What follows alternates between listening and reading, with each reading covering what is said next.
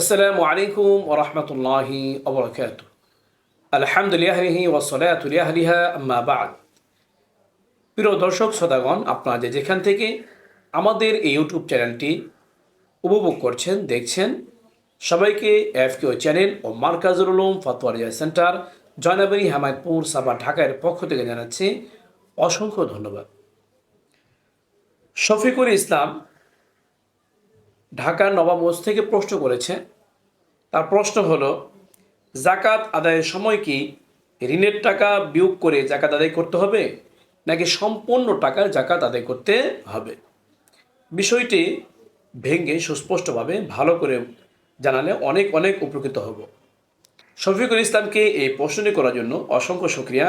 তার প্রশ্নের উত্তর হলো, যদি কোনো ব্যক্তির নিকট নেশাব পরিমাণ টাকা থাকে, সেটি সর্বনিম্ন 52.5 ভরি রূপার থেকে বেশি, 52.5 ভরি রূপা অথবা এর চেয়ে বেশি টাকা থাকে, সেটি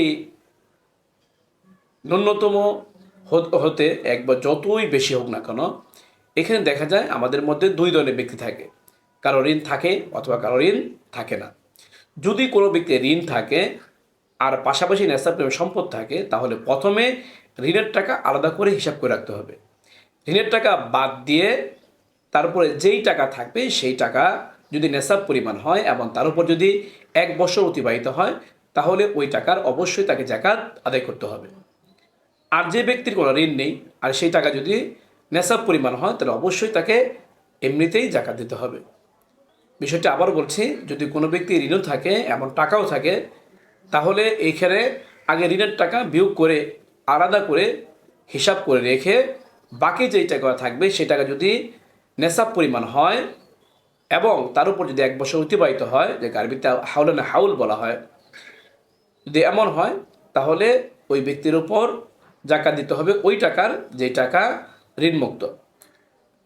ঋণের টাকা বাদ দিয়ে তাকে জাকাত দিতে হবে। ঋণের টাকা সহকারে একসাথে মিলে জাকাত দেওয়া লাগবে না, এমন জাকাত দেওয়ার কোনো প্রয়োজনও নেই। এ মাসটার রেফারেন্স আপনারা পাবেন আব্দুল মুখতারের 3 নম্বর খণ্ডে 210 নম্বর পৃষ্ঠায়, হাসিত তহতবি আলা মারাকিল ফারায়ের 714 নম্বর পৃষ্ঠায়, আল বাহরাকে 2 নম্বর খণ্ডে 355 নম্বর পৃষ্ঠায়, মাজমুল আনহুরের 1 নম্বর খণ্ডে 285 নম্বর পৃষ্ঠায়, ফাতোয়া মাহমুদিয়ার 14 নম্বর খণ্ডের 36 নম্বর পৃষ্ঠায়। যে মাসটারে বলা করা হলো, আল্লাহ পাক রব্বুল আলামিন আমাদের সবাইকে ভালো করে বুঝে এই মাসটার আমল করার তৌফিক দান করুক। এরকম গুরুত্বপূর্ণ ইসলামিক প্রশ্ন উত্তর জানতে চাইলে অবশ্যই দয়া করে আমাদের ইউটিউব চ্যানেলটি সাবস্ক্রাইব করে আমাদের সাথে থাকবেন। ভালো লাগলে লাইক ও শেয়ার করবেন। তাছাড়া আপনার কোনো প্রশ্ন থাকলে আমাদের ইউটিউব কমেন্ট বক্সে আপনারা প্রশ্ন করতে পারেন। এর পাশাপাশি আমাদের একটি এফকিউ ফেসবুক পেজ রয়েছে, সেই ফেসবুক পেজে গিয়ে লাইক ও শেয়ার দিয়ে আমাদের সাথে থাকতে পারেন। চাইলে এই কমেন্টটিকে আপনারা প্রশ্ন করতে পারেন। আপনাদের প্রশ্ন উত্তর যথাসময়ে দেওয়ার চেষ্টা করব। ওমা আলাইনা ইল্লাল বালাগ।